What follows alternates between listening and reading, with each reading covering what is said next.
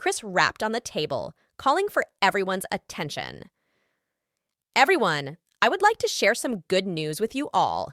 Nolan Pharmaceuticals has been looking to increase its share pool, so we are currently welcoming new investors. Is anyone here interested? New investors?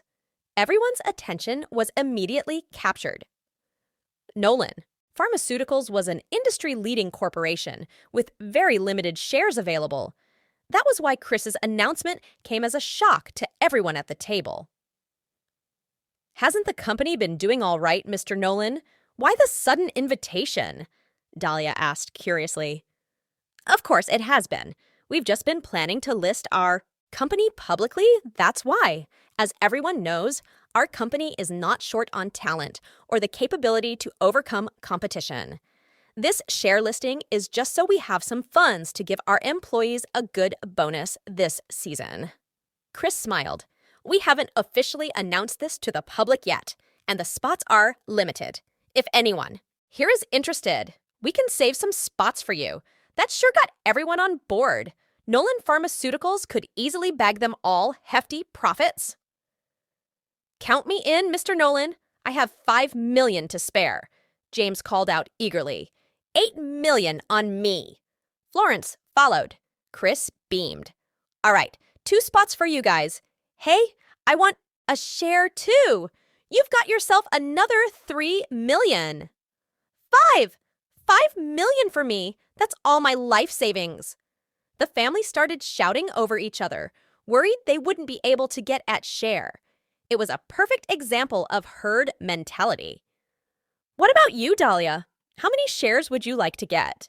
Chris turned to, Dahlia. I can give you extra from the pot, given our relationship.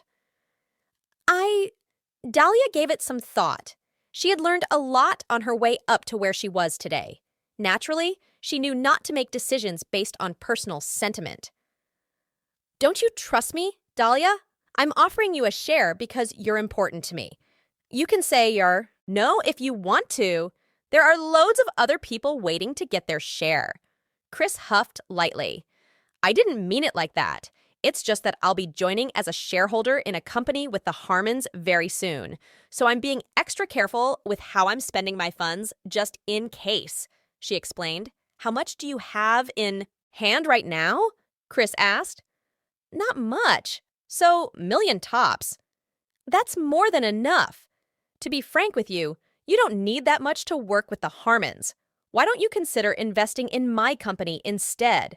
We pay out really solid dividends each year. He's right, Dahlia. This is a once-in-a-lifetime opportunity. Florence cried. What are you waiting for, sis? You can trust Mr. Nolan. He's already helped you out so many times, James added. If you believe in me, Dahlia, then invest in my company. But if you don't, it's fine too. Chris finally relented. All right then. After some hesitation, Dahlia finally nodded. She was only doing this to pay back the favor she owed Chris, and he had insisted so much that it would be disrespectful to reject his offer. This investment wasn't a bad idea either. Just like that, Dahlia's $1 million were all promised to Nolan Pharmaceuticals. What about you, Dustin? Want to buy a share? Chris suddenly asked with a smirk. He didn't bother hiding.